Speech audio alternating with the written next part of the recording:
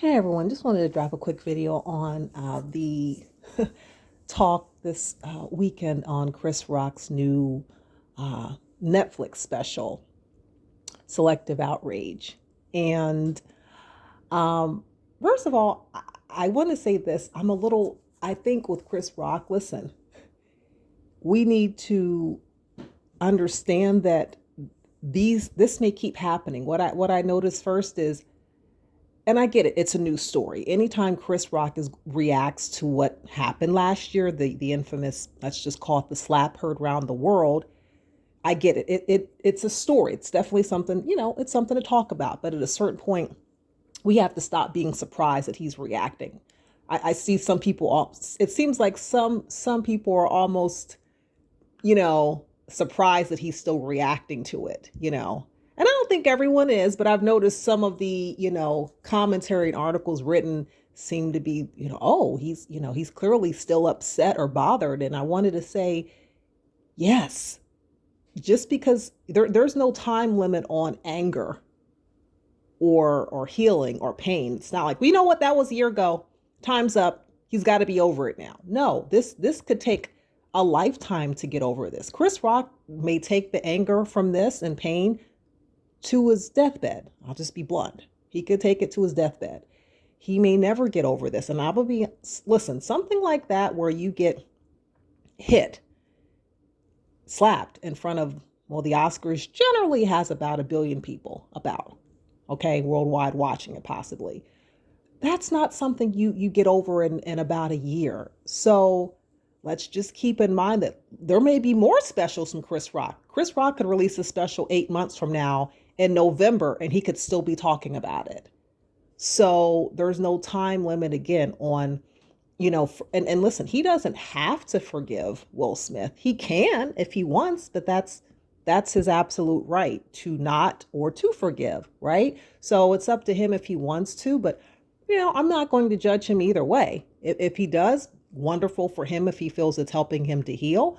And if he doesn't, completely understandable either way. That's his choice. He doesn't have to forgive Will Smith. He doesn't have to do anything, but he does have a right to express what he's going through on stage, and that's what comedians do. They express their feelings on stage. They talk about, their life experiences. It's cathartic for him, right? And yeah, I mean, he made a point. I mean, Will Smith did get, hit everybody, but he's the one that gets slapped, so to speak, in the sense that he feels like, Will Smith had been disrespected by other people, but he's the one he really kind of took it out, so to speak. Now, to be fair, of course, we wouldn't have wanted Will Smith to hit Jada. So when he's saying I'm the one he got slapped, well, I'm like, well, did you want him to slap Jada? I don't think he does. I think what he's saying is, out of all the people that you took your anger out on, why me? And I get it. Why me? People say, Jada admitted she had a relationship. I don't, that word entanglement, that's silly. I know she used that word. Let's just call it what it is. She had a relationship with someone where her and Will are still married. And as far as I know, I think her and Will aren't they still married? Even though I heard they were filing for divorce about a year ago. Has that finalized?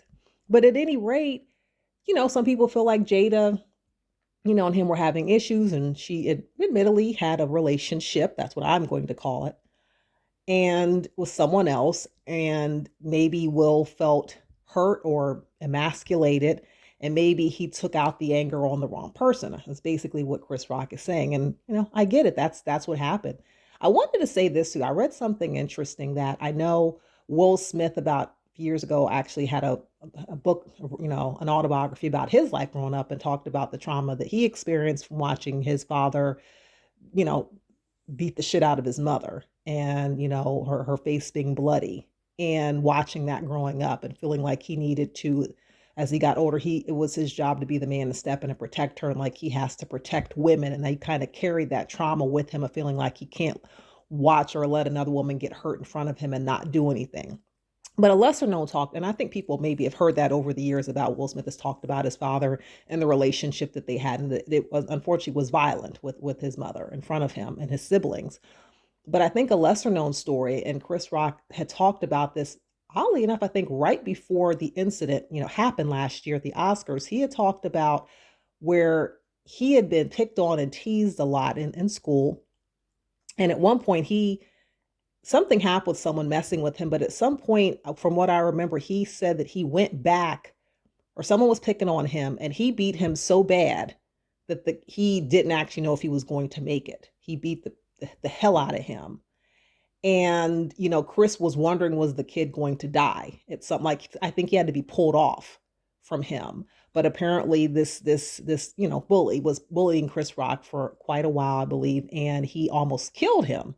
And I think that's a lesser known story. I think people kind of think of Chris Rock as like he said, I was Pookie in New Jack City, and Will Smith played Muhammad Ali and all these, I Am Legend and I Am Robot, and an iRobot and all these sort of big blockbuster movies. He's the movie star. He's the casting figure in Hollywood. And Chris Rock's like, listen, I'm a comedian. You know what I mean? I play more comedic roles. He does play dramatic roles, but he's not as known for that. And I think what he's saying is he's a Hollywood star like me. So people, I think, know a little bit less about Chris Rock and showing his temper, so to speak. I think they expect, okay, Will Smith's a big leading man. Yes, he handles things. He takes care of things. He takes control. He takes charge, right?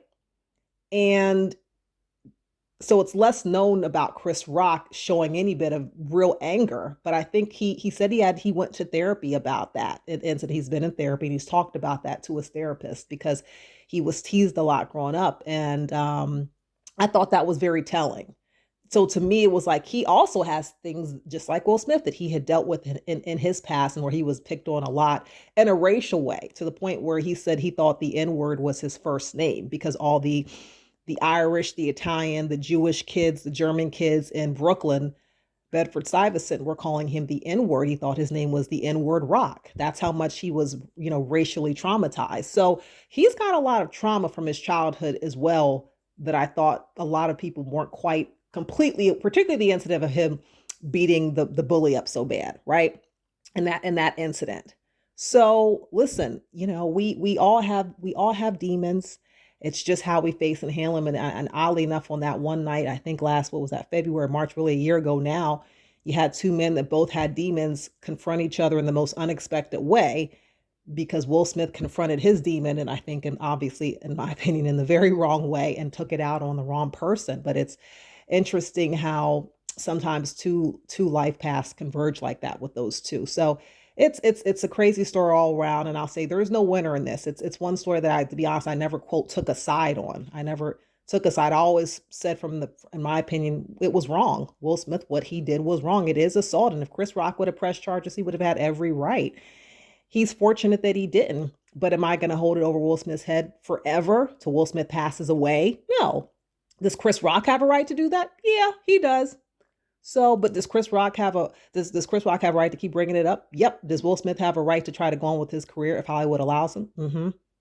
Yeah, absolutely. So those are just my thoughts. Wanted to just share something on that. But till next time.